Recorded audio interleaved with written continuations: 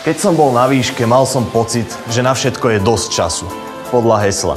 Všetko, čo môžeš urobiť zajtra, odlož na pozajtra a vlastne nič nestihneš a nič nedosiahneš.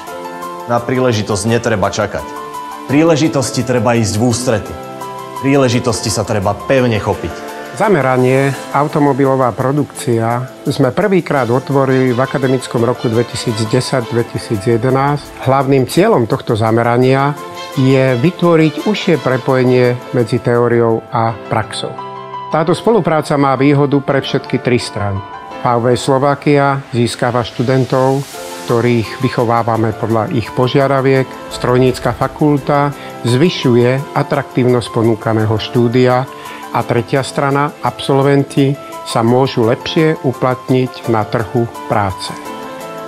Všetky odborné semináre a cvičenia prebiehajú na odborných útvaroch v závode a teoretické základy získavajú študenti u nás formou prednášok a seminárov. Toto bola tá akademická stránka veci, ktorú zvykneme nazývať aj teória.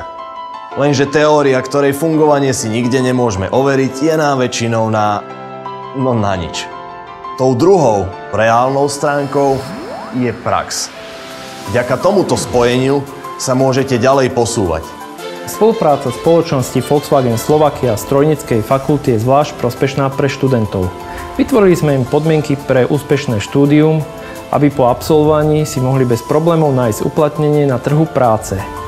S podporou nadácie Volkswagen Slovakia sme pomohli na fakulte otvoriť laboratórium mechatroniky, laboratórium merania rozmerových parametrov súčiastok a v neposlednom rade zrekonštruovať prednáškovú miestnosť E4. Najviac si ma asi získala ochota zamestnancov pomôcť mi s bakalárkou. A potom to už išlo samo. A keďže práca v top svetovej automobilke sa neodmieta, som na mieste, kde sa pod jednou strechou stretávam s 5 jedinečnými značkami.